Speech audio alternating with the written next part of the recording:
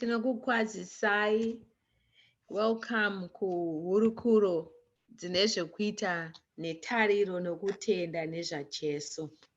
Tinoda kutendai nekunge muri pakati pedu zuva ranhasi muchitijoina tichingokurukura kuti tibatsirane parwendo rwokunamata. Nhasi tiri kufamba tine musoro wenyaya unoti iwo. Anganzi mabasa enyama ndiwo api?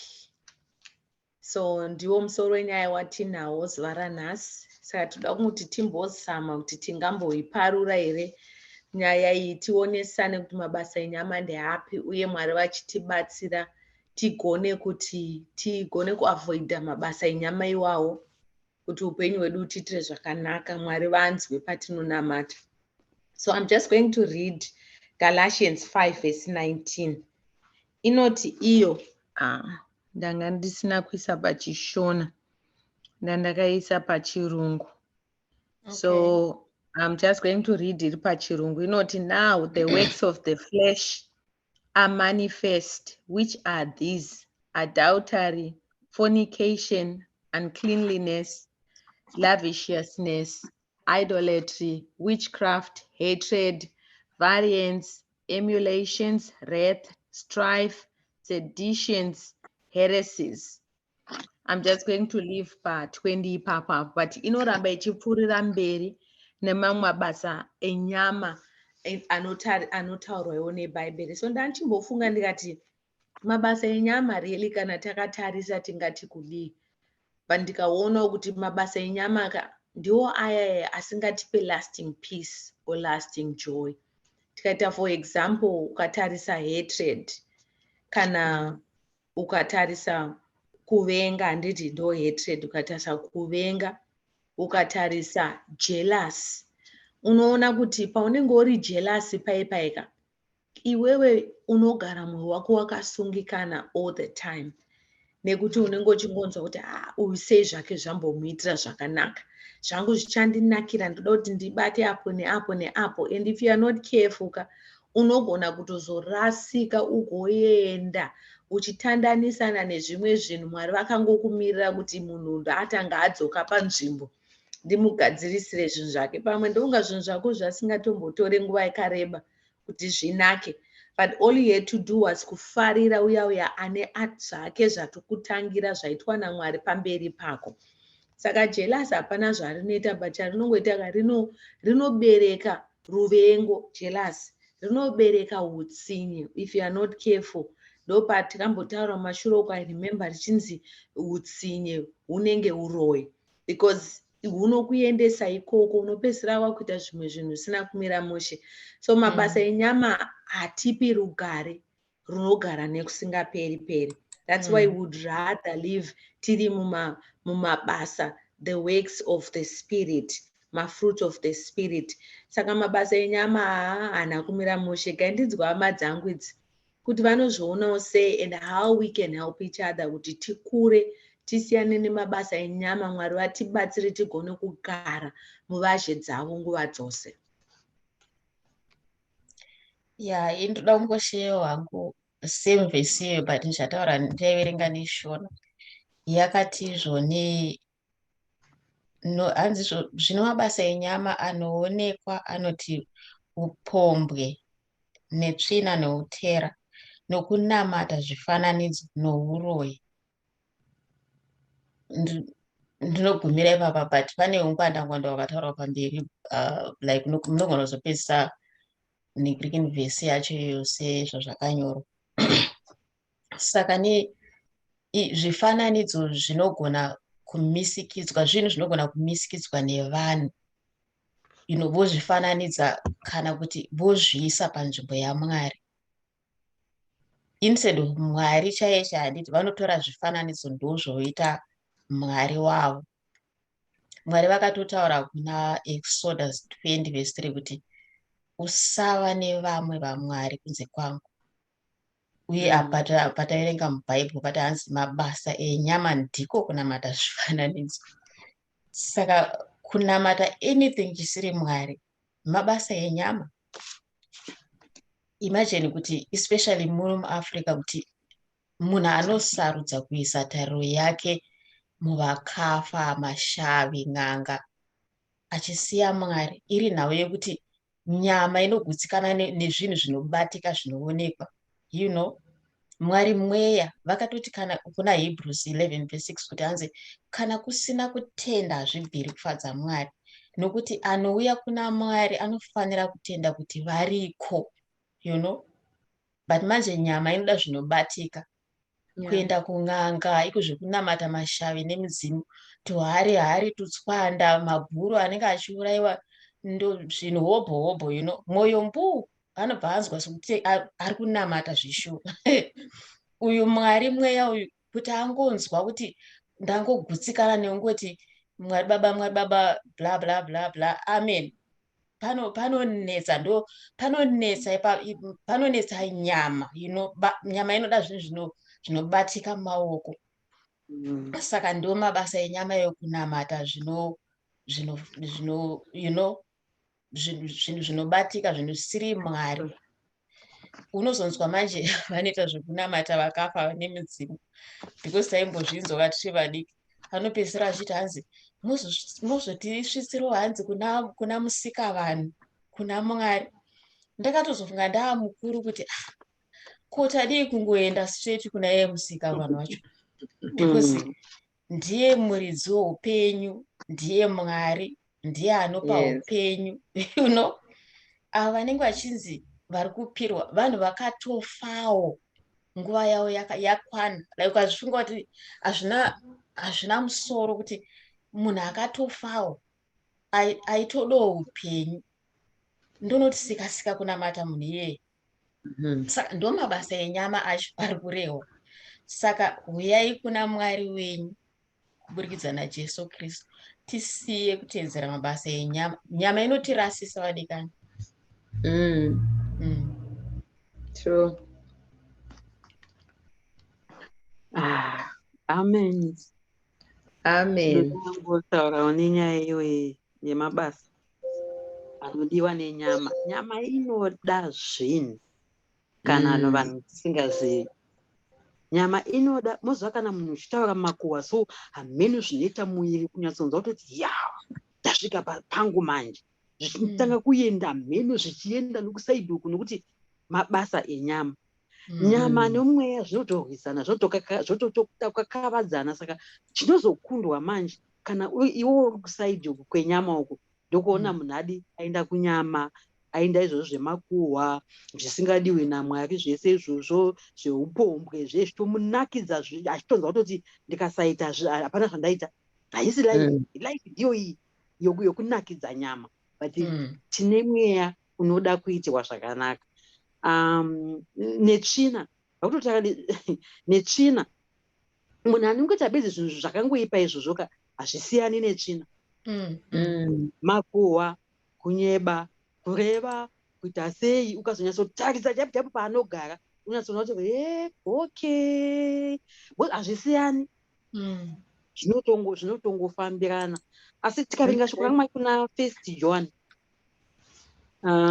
chapter 2 verse 15, inotaura hanzi musada nyika kunyange nezvinhu zviri mairi. Vachitaura kuti nyika zvimwe zvacho ndizvo zvokuzvida, kana kungozvikudza, kana kungofamba zvisina umwari, zvisina kana mweya waMwari, zvisina kana zvokuti nyange asingaoti hapadi kuprofita, kana hapadi kana mweya wokuziva uyo hapato, wega unongozvina kuti ndizvozvi zvatopera. Saka zvinongoda kuti Mwari vatiwanire nyasha, tisarudze kuziva kuti kana ndikadai so handisi ndatoo munyama here, ko ndikadai so handisi ndatoo kunyama here. Iwo wega unotozviziva kuti zvandaita izvi zvine unyama mukati, zvandiri kuita zvotoo neunyama mukati. Zvokungonamata zvifananidzo zvotoo neunyama mukati, zvokungozvida zvongodii zvese hapana muprofita, wega unotozviziva. But munhu anongoita nharo chete. Saka dai Mwari vakatiwanira nyasha tizive, especially time yatiri nyika haitombodi zvinhu zvokungosanganisa kunge usina kukwana iwe wakakwana. Munhu ngauzive kuti izvi zvemabasa enyama yeMwari havatombozvidi. pane zvinhu zvinosemedzeswa Mwari zvavanosemedzeswa nazvo. Tinongotendawo Mwari asina zvakawanda, tinongoti vamwe vapfuurewo mberi nokutaura. Amen. Mabasa enyama akawandisa. Mavhesi ese ataurwa ekuti mabasa enyama anotadzisa munhu kuti ararame zvinoda Mwari, zvese zvataurwa, nokuti hanzi zvese hazvibvi kuna Mwari, zvinobva panyika. Iyo 1 John chapter 2 verse 16 inototaura pakupedzisira painoti izvoni hanzi zvese zvinobva panyika, hazvibvi kuna Baba asi zvinobva panyika. Saka zvinotoreva kuti zvakaipa zvese ndezvepanyika. Kuna Mwari hakuna zvinhu zvakaipa, kune zvinhu zvakanaka chete. Saka mabasa iwo akaipa anenge achida kutitadzisa kuti tiwane umambo hwaMwari. Saka tikashingirira kuita zvakanaka tikasiya, because mabasa erima akawandisa kuti dzimwe nguva unotoshaya kuti Bhaibheri zvari kureva izvi ichokwadi chokuti izvoni shuwa mabasa akaipa, but kuna Mwari zvinhu zvakaipa, because kuzvikudza chaiko mabasa akaipa. Kuzvikudza kuti ndine zvinhu zvangu, ini ndine mari dzangu, ndine pfuma yangu, kutova because muna 1 John inotaura kudaro, kuzvikudza nezvinhu zvako inototaura kudaro kuti. Saka zvinotoda kuti munhu kana uri mupfumi ukatozvidza kuti nezvinhu utori mabasa akaipa. Saka ngatishingirirei kuita zvakanaka kuti Mwari wekudenga agotiitira nyasha tigowanikwawo panotorwa vatsvene nesusiwa. Yes. Toda kungoedhera hangu sori zvidiki diki. Ndangofunga hangu imwe example yezvaimboitika ndichiri mutendi mudiki, kuti ndisati ndakura muna Mwari, kuti ndakatozviona kuti nemuchitendere mune mabasa enyama akatowanda, kuti ndaiti ndikasanya zvezve kana kuti ndikamuka ndichinamatira munhu kwati mweya mutsvene vandiliita kuti ndinamatire mumwe munhu, ndaita make sure kuti munhu iyeye ndamuudza, you know, but not mune zvakanaka, but kuti ndizikanwe kuti you know ndiri munamati, ndinoita zvakati zvakati, kana kuti ndikapa zvezve vanhu vese vanofanira kuzviziva kuti ndakatozopa mari yakati, kana ndakatozoendesa zvakati kwanhingi, because zvava zvamira zvakadai zvakadai zvakadai, kana kuti anything, kana kuti Mwari vakangoita nyasha dzokuti vandioneso something chine chekuita zvemweya wavo kana zveumwari wavo. Nyama inenge da kungoti vanhu vese vazive kuti iwo you know holier than thou. Not in a bad way, because of course pane kushare kwakanaka kwokuti we share as vanhu vanonamata pamwe chete, like maybe tiri prayer partners, zvinotiencourage pachedu, you know, mafambiro edu atichiita, kwozoti zvimwe zvokuti vanhu vese nyange vasinei newe nekuda kuti vazvinzwe kuti ndo zvawakaita izvi, ndo uri munamati mukuru, unoita mabasa makuru, unopa kwazvo. Nyama inonetsa, you know, inenge ida kutongoti ive patop, inongovava zvakafanana nemakuhwa chaiwaya. Ndombogara ndichitaura kuti makuhwa zvoita sekungotovaiwa nyama iyi, kuti nyaya yese yakakora kudaro yawanzwa yamainingi wongoramba wakati zii. Kana kuti I remember ini kuti ndaitoti ndaitononokerwa nekuedza kwekunze kuti ndotanga kuudzani, you know. I remember WhatsApp aminoti yanga yatotanga mazuva iwayo kuti waitoshaura kuti ndotanga kuudzani manje nyaya iyi. Kunyanya nemakristu mazuva ano inenge ichinzi vadikani ngatinamatire mainhingi, vakarohwa nemurume nezuro, izvo zvakatodzokera kumba kwavo, tofanira kuvanamatira. Saka funga kuti apa pamwe audza prayer group, handiti audza muneighbor wake, futi audza ani, audza everybody, pasina kana chaanobatsira mainhingi vaya iye nhingi atotorawo nyaya yakuisawo nemake. like ndo zvakaita nyama izvo, mabasa enyama. Mm. Nyama inoda kuva pamusoro, kuonekwa, kuzivikanwa kunzi ndini wepamusoro. Like nyama, zvambotaura nachenai, ndo munobva muzvikudza munyama, you know. Saka mabasa enyama akawandisa, you know, vadikani. Hapere. Sometimes mweya mutsvene vandokukwenya kuti iwe. Especially nyaya yemakuhwa. I remember kuti Mwari pawakatanga kundibatsira panyaya iyoyo, ndeti kana ndauda kushama muromo ndobva ndanzwa kuti usataure izvozvo, you know. But mweya wangu uchiita dzimwe nguva ndaitoita disobey, ndongotaura chete because ndiri kunzwa manyukunyuku ekuti you know, munhu ngaazvizive mhani kuti ndozvaitika kuna mai nhengi izvi, kana ndozvaitika kuna nhenga kuna mai mufundisi. Chinonakidza ipapo chii? Mabasa enyama, vanhu vaMwari, because nyama ndeye pasi pano, inosara pasi pano. Saka it's not kuti kana tichitaura kana kuti kushare tatova perfect. Tese tiri kutoshingaira kuti Mwari vatinatse, vatigonese. Saka tinoramba tichikumbira Mwari kuti vatibatsire pamabasa enyama, you know, tidzokere panzvimbo chaipo chaipo. Thank you so much, vadikani. Yeah, manyatsoburitsa pachena. I think zvanga zviri pachena, you know, kuti munhu anoona paanonhonga kuti apo kapa, I think ndiri kurasika pakati. And it happens kwatiri tese, nekuti tine hunyama huri matiri hunodifota kune zvakaipa always. So instead yekuti tinge tine humility, nyama yedu inotodifota kupride. Instead yekuti unge uchipambiri kuna Jesu, inotonyengera, inoda kutotiwo uzive, vanhu vazive kuti waitei sezvataurwa nevanga vachitibatsira pakurukura. So I just want to read Psalms 1. Bible rinotaura iro, you know, we have a choice. As much as we are human beings and tinogara munyama, tine choice yekusarudza upenyu, yekusarudza Jesu, tosiya mabasa enyama kuti tigozosangana navo Mwari mumakore nerimwe ramazuva. Because chatiri kunanavira pazvese izvi kuti tigone kuziva kuti mabasa enyama ndahapi, tigone kuadambura kubva patiri, inyaya yekuti toda kuzosangana naJesu paanozouya zvakare mumakore.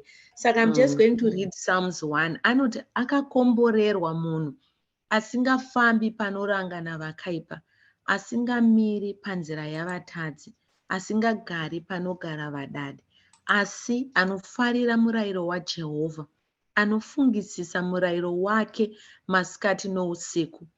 Achafanana nomuti wakasimwa pahova dzemvura, unobereka michero yawo nenguva yawo, mashizha awo haangasvavi, chinhu chipi nechipi chaanoita chichaendeka. So inoti vakaipa havana kudaro, asi vakafanana nehundi inopepereswa nemhepo. Saka unozoverenga zvenyu mozopedza the whole verse, the whole scripture kuti inoti kudii. So imagine kunaka kwazvakaita kuti tikashingirira kuti tifanane naMwari, tisiye mabasa enyama. Handi tine takafananidzwa netsanga iyo, you know, nemuti unoita zvibereko zvawo nenguva yakafanira, you know. Asi hanzi kana takaipa tikafanana nehundi, kureva kuti we don't last.